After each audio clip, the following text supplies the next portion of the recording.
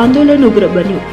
નગર પ્રાથમિક શિક્ષણ સમિતિના ચોથા વર્ગના કર્મચારીઓ હડતાલનો 20મો દિવસ. નગર પ્રાથમિક શિક્ષણ સમિતિના ચોથા વર્ગના કર્મચારીઓની હડતાલ આજે 20મા દિવસે પ્રવેશી છે અને સમસ્યા હજુ સુધી યથાવત રહેતા આંદોલન ઉગ્ર સ્વરૂપ ધારણ કરી ગયું છે. લાંબા સમયથી ચાલતી પોતાની માંગણીઓ વિશે કોઈ નિરાકરણ ન મળતા આજે આંદોલનકારીઓએ ચીમકી ઉચ્ચારી છે કે ચેરમેન, વાઇસ ચેરમેન તથા સમિતિના સભ્યોને સમિતિની વડી કચેરીમાં પ્રવેશવા દેવામાં આવશે નહીં. પ્રવેશ કરતા પહેલા તેઓએ અમારી માંગણી સાંભળવી પડશે અને સમાધાનની ખાતરી આપવી પડશે. હડતાલ પર રહેલા કર્મચારીઓનું કહેવું છે કે તેઓ વર્ષોથી ન્યાયસંગત માંગણીઓ માટે લડી રહ્યા છે કે જેમાં પગાર સમીકરણ, કામગીરીનું પ્રમાણભૂત મૂલ્યાંકન અને ભવિષ્ય નિર્ધારણ સહિતના મુદ્દાઓ સામેલ છે, પરંતુ તંત્ર દ્વારા ગુમશુદા વલણ અપનાવવામાં આવી રહ્યું છે.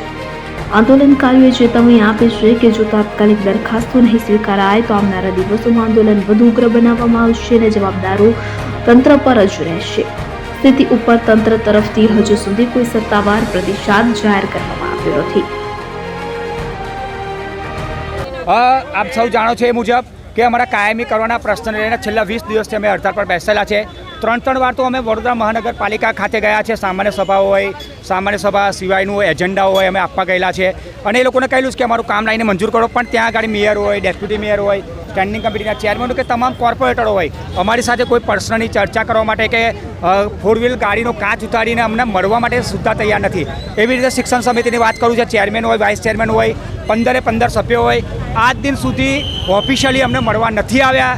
આજે પ્રવેશ ઉત્સવની મિટિંગ હોય એટલે અમે ગેટ પાસે ઊભા છે એમને સામે ચાલીને મળવા માટે અને અહીંયા જ કામની ચર્ચા કરો, ત્યારબાદ જ અમે અંદર જવા દઈશું. પોલીસ બોલાવી લે છે, સભામાં બી પોલીસ બોલાવી લે છે, શું કેવું અટકાઈ દે છે? પોલીસ બોલાવી લેશે. અમે પોલીસની સાથે લો એન્ડ ઓર્ડરમાં છે.